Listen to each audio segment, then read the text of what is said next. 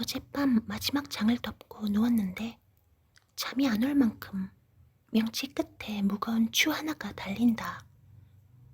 나는 지금 안전한 세상에 살고 있는가? 혹시 더 지독한 텔러 스크린이 나를 감시하고 있지는 않은 건가?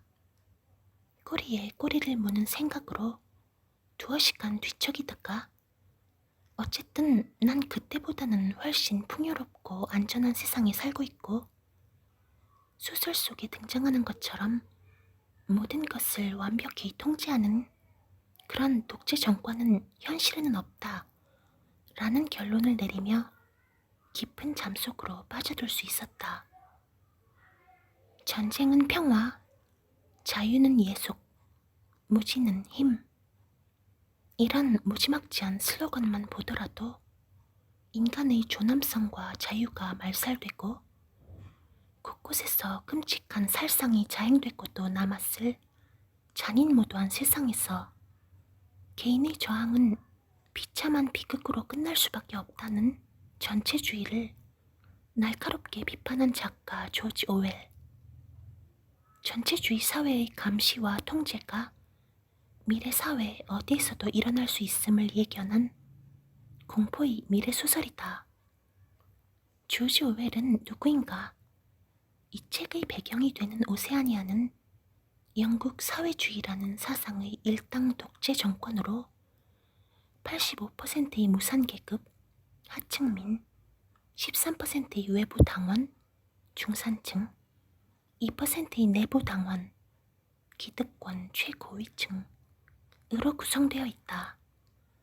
당은 일종의 CCTV 같은 텔러 스크린을 공공장소와 개인들의 집안에까지 설치하여 행동과 표정, 목소리까지 철저하게 감시하며 그들의 사상을 통제하며 조정하였다.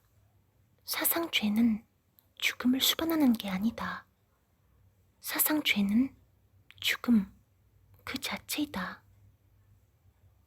국가가 원하는 사상과 자신의 내면에 자연스럽게 잠재되어진 사상의 괴리 속에서 이중사고를 가져야만 하는 주인공의 두려움이 그대로 전해지는 이 대목을 보면 인간의 마음까지도 날조하려는 독재 정권의 잔악함이 극도로 혐오스럽다.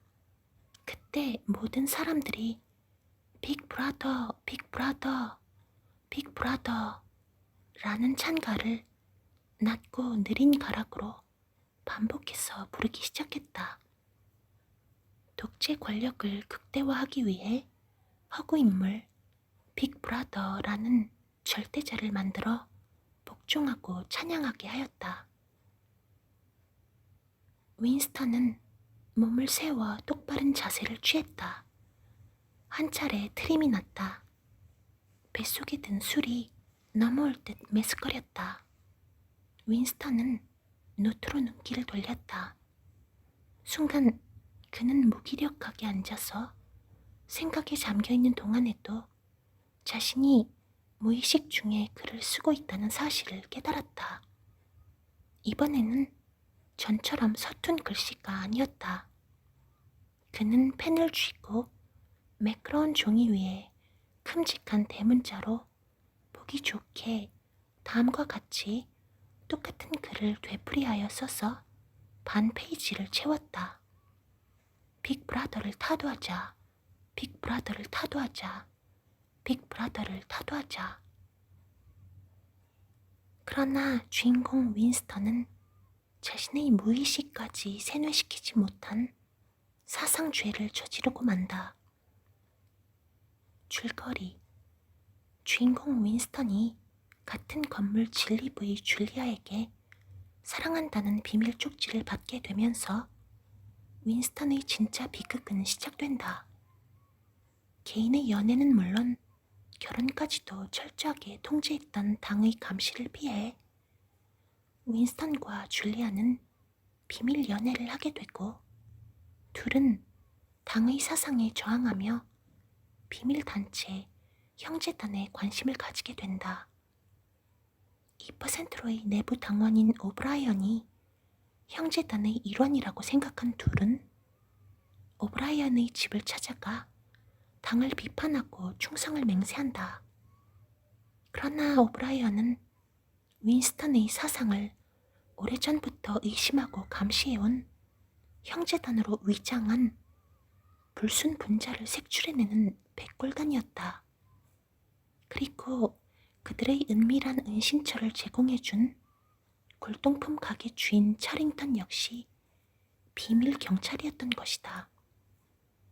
그 후 윈스턴과 줄리아는 서로 생사도 모른 채 격리되고 감금과 고문을 당하며 지독한 사상 교육을 받게 된다. 2 더하기 2은 5이다. 신의 권력 앞에는 조건 없이 그 모든 것을 받아들여야 한다. 그러나 입으로는 굴복하나 자신의 마음속까지 완전히 승복하지 못한 윈스턴은 오브라이언에 의해 101호 고문실로 끌려간다. 101호 고문실에서 그는 그토록 사랑했던 줄리아도 기꺼이 버릴 수 있었고 자신의 내면까지도 완벽하게 바꿀 수가 있었다. 그리고 자신이 그토록 경멸했던 빅브라더를 사랑하게 되었다는 것을 깨닫게 된다. 101호 고문실의 승리이다.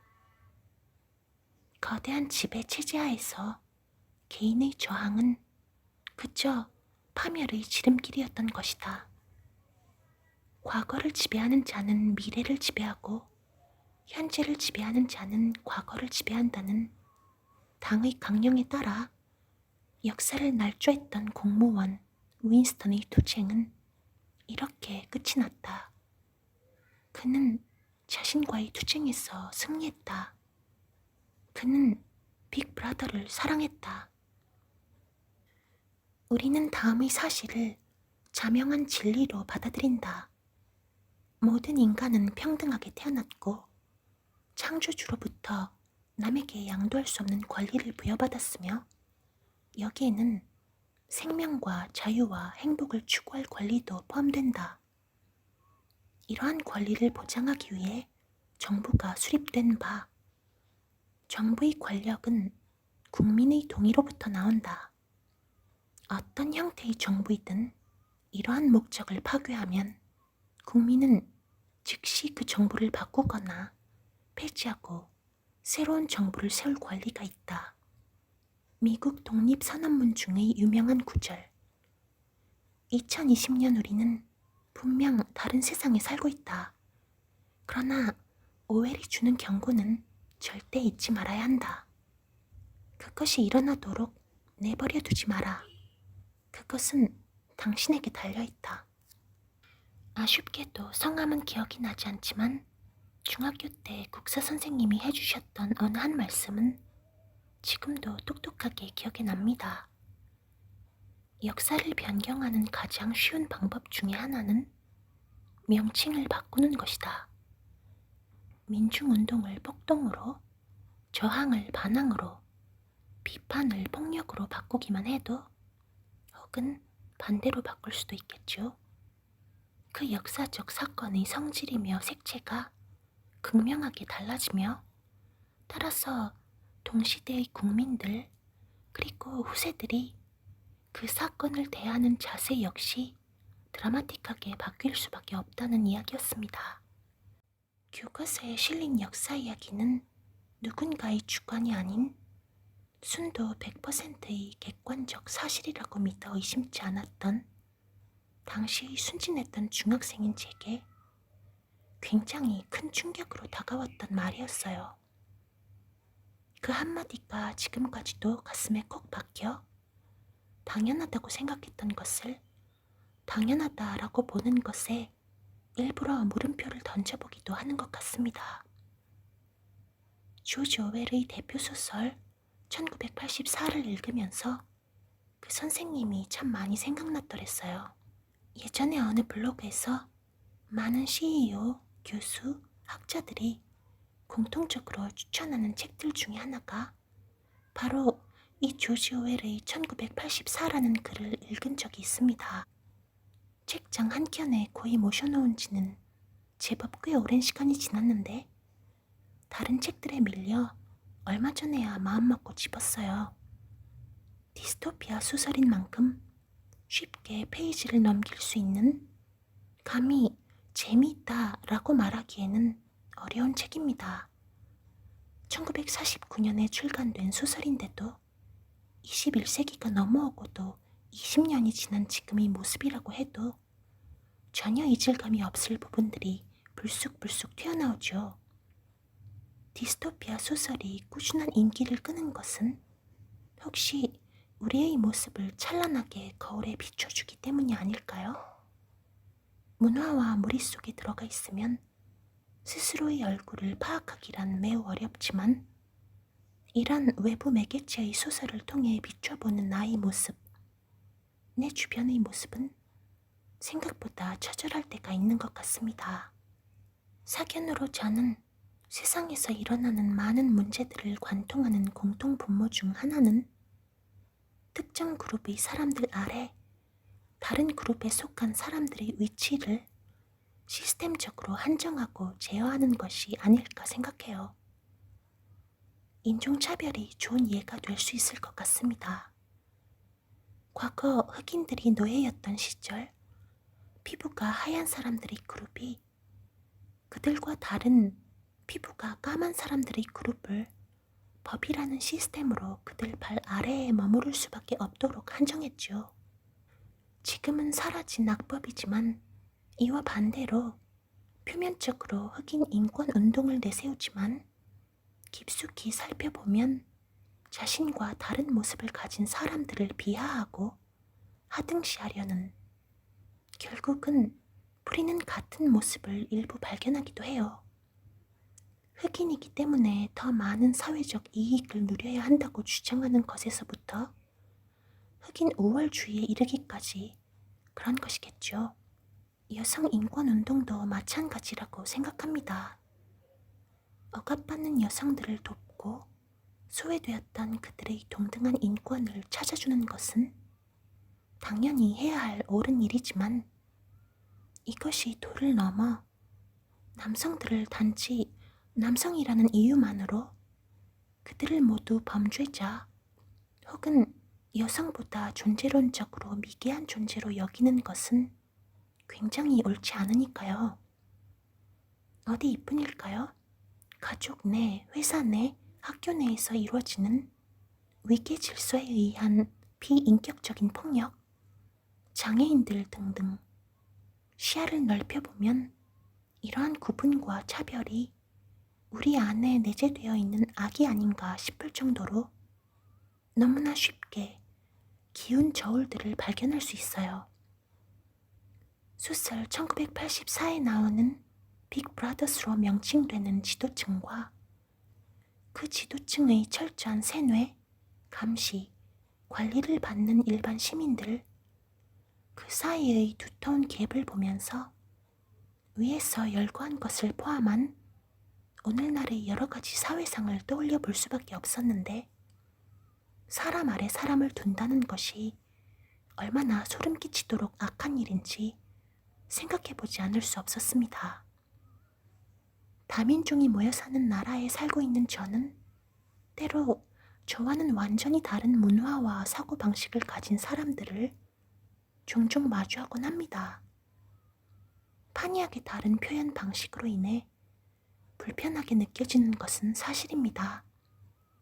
여기에서 제가 취할 수 있는 행동의 선택지들 중 하나는 내 마음에 들지 않는 그들의 특징 하나로 그들의 모든 아이덴티티를 정의하고 내가 속한 그룹보다 저질의 존재들로 치부하며 무시하는 것일 테지요.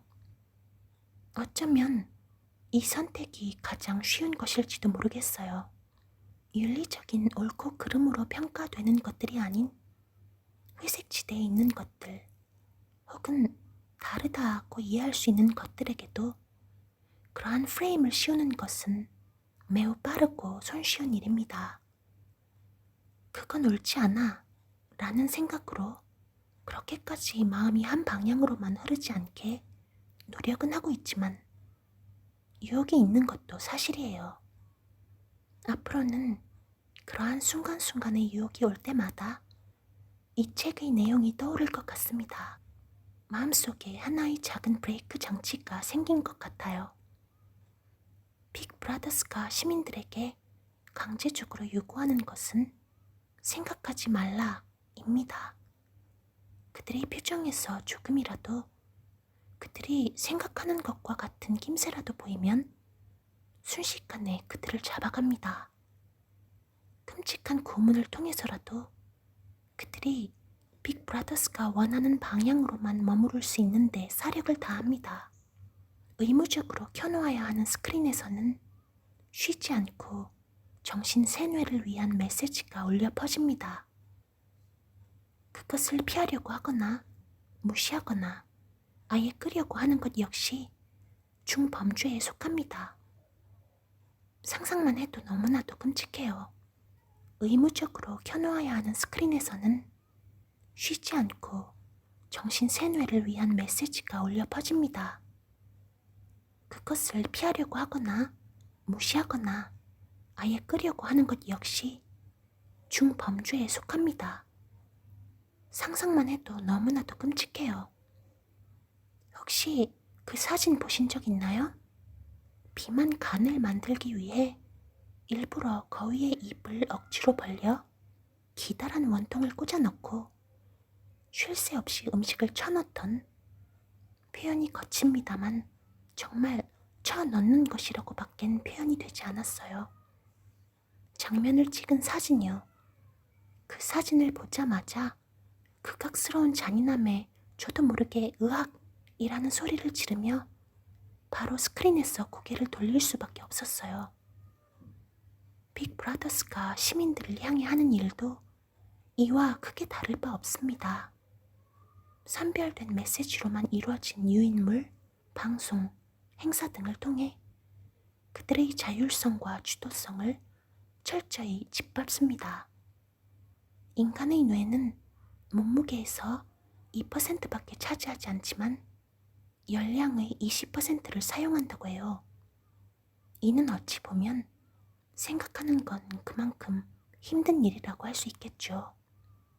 힘든 일은 피하고 싶은 것이 자연스러운 본능이기에 내 스스로 생각하지 않고 누군가가 내게 건네주는 메시지들만을 붙잡고 살아가는 것은 어찌 보면 편하고 쉬운 삶이라고 생각할 수도 있겠지만 사실 이것은 내 존재 자체의 독특하고 하나뿐인 존재의 의미를 지워버리는 것과 같은 행동인 듯 합니다.